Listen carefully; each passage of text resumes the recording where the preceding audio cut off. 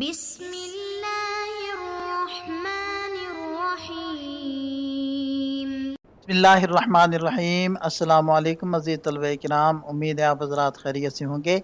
آج ہمارا صحیح مسلم کا سبق نمبر 397 ہے، جس کا عنوان ہے باب النہی من اکل سوما او بصلا ان یحضر المسجد۔ آگے بڑھنے سے پہلے خلاصہ جات کو ایک نظر دیکھ لیں۔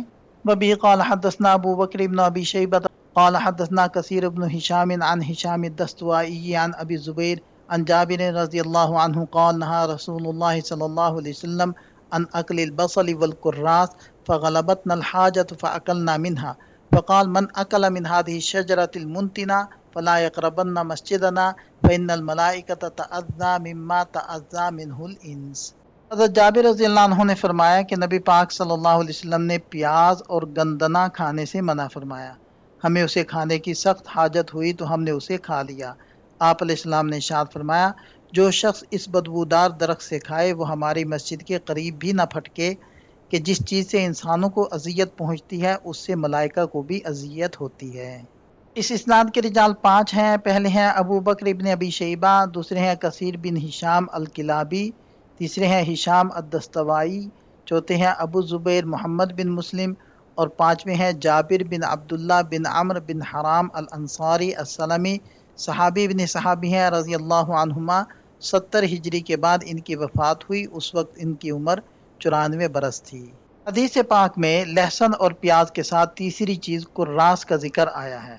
بر صغیر پاک و ہند کے عرف میں اور ہندی زبان میں اسے گندنا کہا جاتا ہے، جو لہسن اور پیاز کے خاندان سے تعلق رکھنے والی ایک پیاز نما بدبودار سبزی ہے۔ یہ میرے خیال میں سبز پیاز یا بھونکھوں والا پیاز جس کو کہا جاتا ہے نا، اس کا نام ہے کراس۔ اگلی سلائیڈ کے اندر ہم اس کی 2 تصاویر بھی آپ حضرات کو دکھائیں گے۔ آگے الفاظ ہیں فغلبتنا الحاجہ، یعنی ہم پر ضرورت غالب آ گئی۔ اس کی تائید امام مسلم رحمہ اللہ کی اگلی روایت سے بھی ہوتی ہے، جس میں حضرت ابو سعید خدری رضی اللہ عنہ فرماتے ہیں کہ لوگ بہت بھوکے تھے۔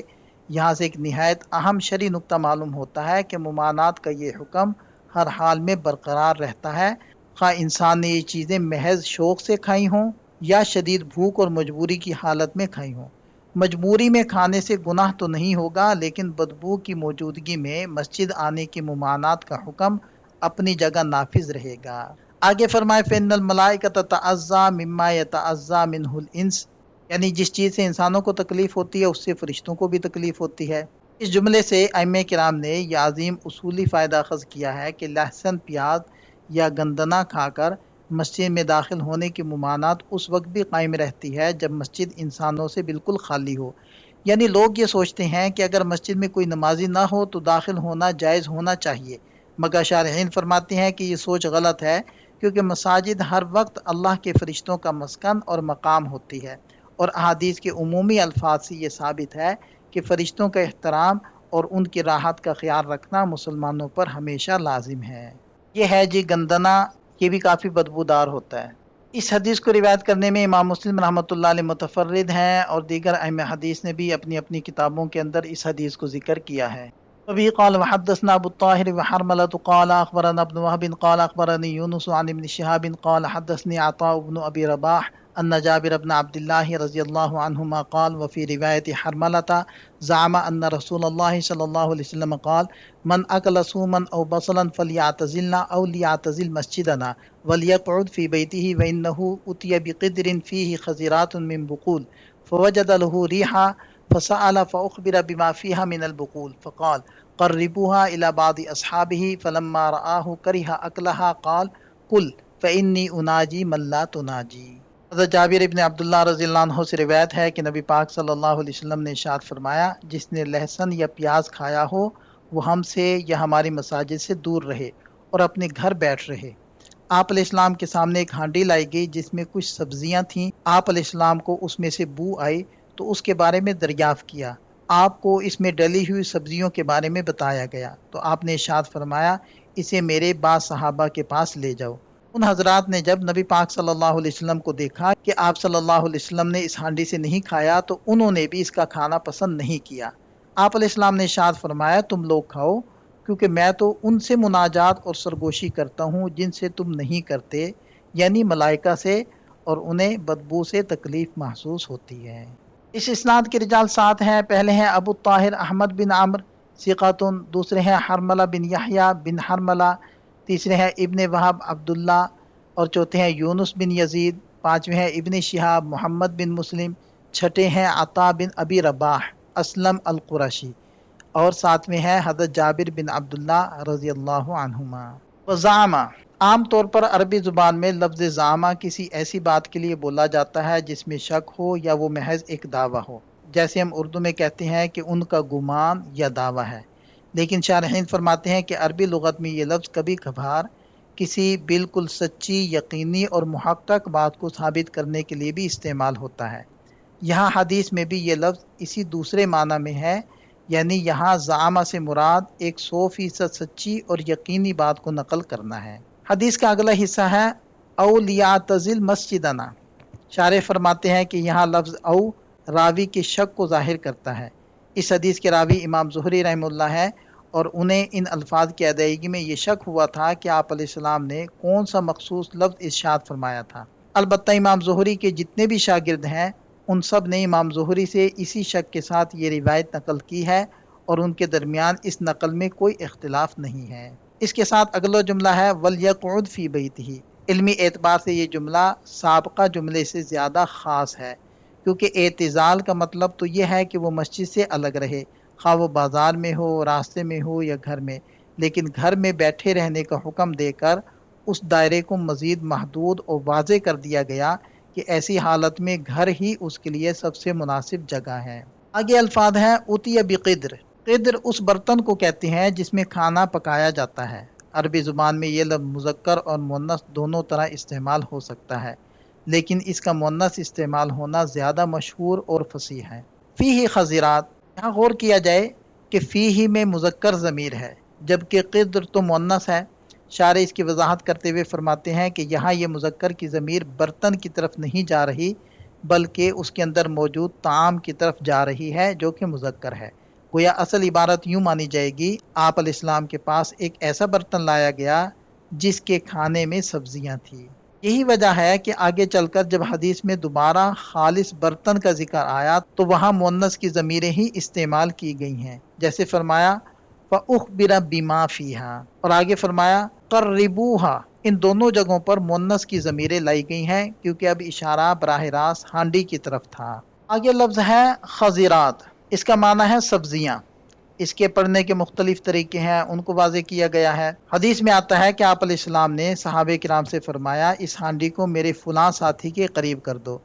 یہاں علامہ کرمانی رحمہ اللہ ایک نہایت لطیف علمی نکتہ بیان فرماتے ہیں کہ حدیث کے الفاظ راوی کی طرف سے نقل بالمعنی پر مبنی ہیں، کیونکہ آپ علیہ السلام نے یقیناً یہ عمومی لفظ نہیں کہے ہوں گے کہ اسے میرے کسی صحابی کے قریب کرو، بلکہ آپ علیہ السلام نے نام لے کر فرمایا ہوگا کہ اسے فلاں شخص مثلا حضرت ابو ایوب رضی اللہ عنہ کے قریب کر دو، یا پھر عبارت میں ایک لفظ محذوف ہوگا، یعنی آپ علیہ السلام نے کسی مخصوص صحابی کی طرف اشارہ کرتے ہوئے فرمایا ہوگا کہ اسے ان کے قریب کر دو، اور راوی نے اس اشارے کو ان الفاظ میں نقل کر دیا۔ آگے فرمائے فَإِنِّي أُنَاجِي مَن لَا تُنَاجِي، یہاں مراد اللہ کے مقرب فرشتے اور حضرت جبریل علیہ السلام ہیں۔ اس واقعے کی مزید تفصیل اور تائید حضرت ابو ایوب انصاری اور حضرت ام ایوب رضی اللہ عنہما کی ان روایات سے ہوتی ہے جو امام ابن خزیمہ اور ابن حبان نے نقل کی ہیں۔ ان روایات کا خلاصہ یہ ہے کہ جب صحابہ کرام نے آپ علیہ السلام کے لیے ایسا کھانا تیار کیا جس میں پیاز یا قراص شامل تھی تو آپ علیہ السلام نے اس میں اپنا دست مبارک نہیں لگایا، تو حضرت ابو ایوب رضی اللہ عنہ نے بھی محبت اور عقیدت کی وجہ سے اسے کھانے سے انکار کر دیا۔ آپ علیہ السلام نے جب وجہ پوچھی تو عرض کیا یا رسول اللہ، جہاں آپ کا ہاتھ نہ لگا ہو میں وہ کیسے کھاؤں؟ اس پر آپ علیہ السلام نے بڑی شفقت سے فرمایا تم لوگ اسے کھا لو، میں تمہاری طرح نہیں ہوں، مجھے اللہ کے فرشتوں سے حیا آتی ہے اور میں ڈرتا ہوں کہ کہیں میرے ساتھی یعنی حضرت جبریل علیہ السلام کو تکلیف نہ پہنچے۔ ابھی قال وحدثني محمد بن حاتم قال حدثنا يحيى بن سعيد عن ابن جريج قال اخبرني عطاء عن جابر بن عبد الله رضي الله عنهما عن النبي صلى الله عليه وسلم قال من اكل من هذه البقلة الثوم، وقال مرة من اكل البصل والثوم والكرات فلا يقربن مسجدنا فإن الملائكة تتأذى مما يتأذى منه بنو آدم۔ اس اسناد کے رجال 5 ہیں۔ پہلے ہیں محمد بن حاتم بن میمون، دوسرے ہیں یحییٰ بن سعید القطان، تیسرے ہیں ابن جریج جن کا نام ہے عبد الملک بن عبد العزیز۔ بقیہ دو حضرات کا تذکرہ سابقہ سند میں ہو چکا ہے۔ وبه قال وحدثنا اسحاق بن ابراہیم قال اخبرنا محمد بن بکر قال وحدثني محمد بن رافع قال حدثنا عبد الرزاق قال جميعا اخبرنا ابن جريج بهذا الاسناد من اكل من هذه الشجره يريد الصوم فلا يغشنا في مسجدنا ولم يذكر البصل والكراث۔ فلا یغشنا فی مسجدنا یعنی وہ ہماری مسجد میں نہ آئے۔ اس اسناد کے رجال 5 ہیں۔ پہلے ہیں اسحاق بن ابراہیم، دوسرے ہیں محمد بن بکر۔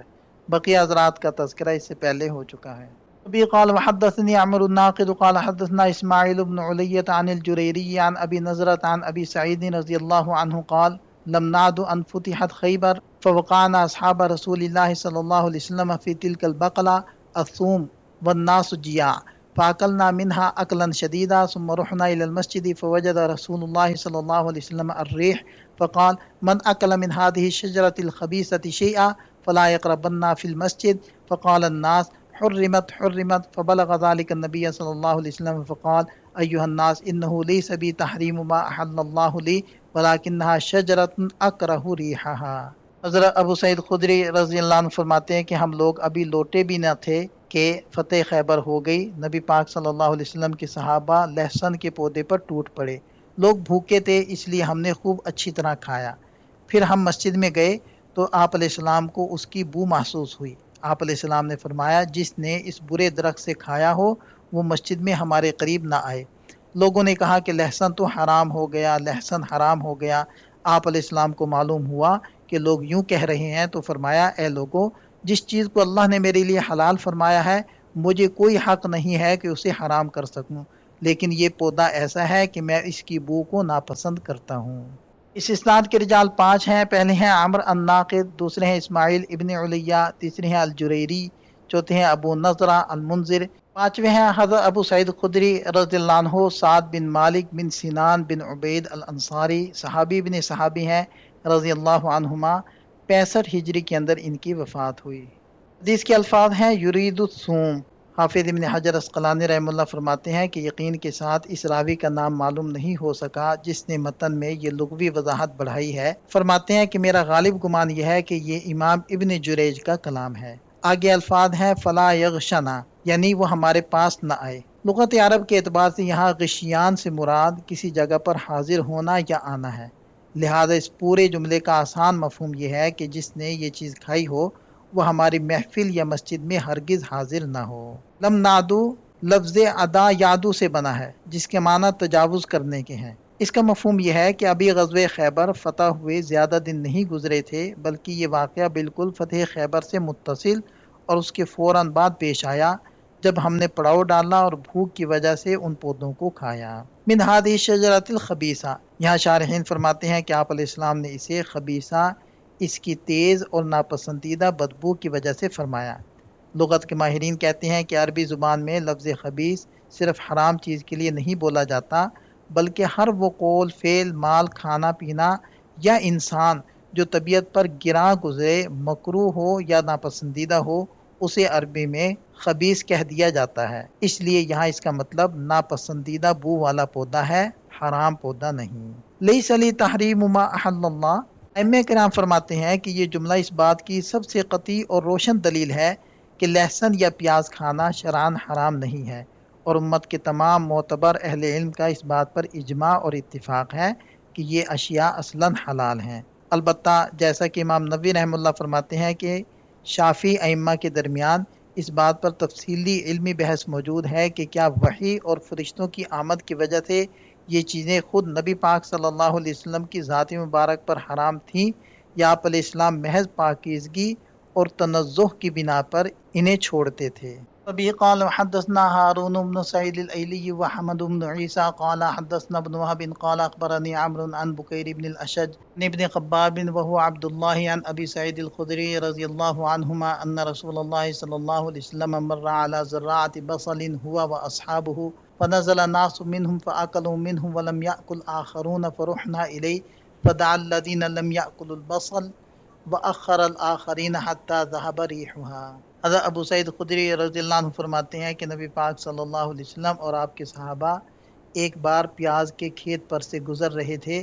کچھ لوگ کھیت میں اترے اور پیاز کھانا شروع کر دیا، جبکہ کچھ لوگوں نے نہیں کھایا۔ پھر ہم نبی پاک صلی اللہ علیہ وسلم کے پاس گئے تو آپ علیہ السلام نے ان لوگوں کو تو فوراً اپنے پاس بلایا جنہوں نے پیاز نہیں کھایا تھا، اور جنہوں نے کھایا تھا انہیں اس وقت تک نہیں بلایا جب تک کہ اس کی بدبو زائل نہیں ہو گئی۔ اس اسناد کے رجال 7 ہیں۔ پہلے ہیں احمد بن عیسیٰ بن حسان المصری، دوسرے ہیں بکیر بن اشج، تیسرے ہیں ابن خباب جن کا نام ہے عبداللہ بن خباب الانصاری۔ بقیہ حضرات کا تذکرہ سابقہ باب میں ہو چکا ہے۔ یہاں ہمارا سبق مکمل ہو جاتا ہے۔ ایک نظر خلاصے کو دیکھ لیں۔ اس باب سے متعلق بقیہ احادیث کو ہم اگلے سبق کا حصہ بناتے ہیں۔ تو ملتے ہیں نئے سبق کے ساتھ۔ اللہ تعالیٰ ہم سب کا حامی و ناصر ہو۔ دعاؤں میں یاد رکھیے گا۔ السلام علیکم۔